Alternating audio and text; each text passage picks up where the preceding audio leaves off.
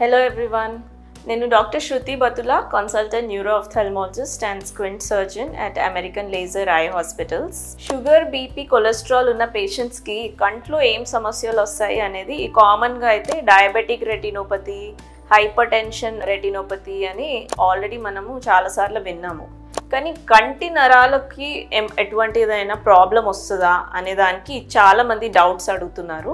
So డెఫినెట్గా sugar, BP ఉన్న పేషెంట్స్కి కంటి నరాలు కూడా ఎఫెక్ట్ అవ్వచ్చు. కంటి నరాలు అనగానే మనము ఒక్కటే నరము ఆప్టిక్ నర్వ్ అనుకుంటాము, కాదండి. సో చూపుకి మనకి హెల్ప్ చేసే నరం ఏమో ఆప్టిక్ నర్వ్. కంటికి ఇంకా కంటి గుడ్డుకి ఇంకా బ్రెయిన్కి కనెక్షన్ లాగా ఉంటుంది. అవి కాకుండా కన్నుని తిప్పే కొన్ని కండరాలు ఉంటాయి. ఈ కండరాలకు కూడా మనకి మల్టిపుల్ నర్వ్స్ సప్లై చేస్తాయి. సో ఈ నర్వ్స్ కూడా ఎఫెక్ట్ అయ్యే అవకాశం ఉంది. సో ఫస్ట్ కంటి నరం ఆప్టిక్ నర్వ్ అయితే ఏదైతే అనుకున్నామో దానికి షుగర్, బీపీ వల్ల ఎఫెక్ట్ అయిందనుకోండి. సో యూజువల్లీ ఏమవుతుందంటే షుగర్, బీపీ ఉన్న పేషెంట్స్కి నరాలకి రక్త సరఫరా ఏదైతే జరుగుతుందో అది కొన్ని క్షణాల కోసము ఆగిపోవచ్చు. అంటే ఆ బ్లడ్ వెజల్ బ్లాక్ అయ్యి అది రక్తం సరఫరా అనేది బ్లాక్ అయిపోతుంది. దానివల్ల నర్వ్ డ్యామేజ్ అయ్యి చూపు కోల్పోయే అవకాశం ఉంటుంది. సో ఇది ఒక రకమైన ప్రాబ్లం.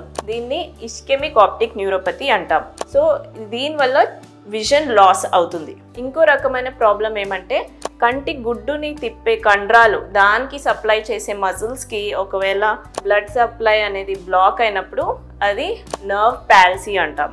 సో దీనివల్ల ఏమవుతుందంటే కన్ను గుడ్డు కదలిక తగ్గిపోయి డబల్ కనిపించడం స్టార్ట్ అవుతుంది. సో ఇది ఒక రకమైన ప్రాబ్లం. సో ఎటువంటి ప్రాబ్లం అయినా usually sugar levels, BP levels, cholesterol levels అన్నీ మనము నార్మల్ రేంజ్కి తగ్గించుకున్నాం అనుకోండి, కొద్ది వరకు నర్వ్ రీజనరేషన్ జరుగుతుంది.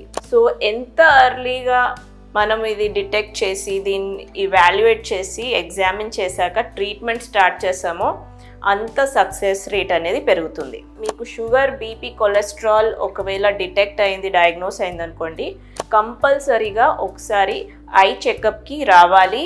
ఎస్పెషలీ న్యూరో ఆఫ్థాల్మాలజిస్ట్ దగ్గరికి వచ్చి చూయించుకోవాలి. Thank you.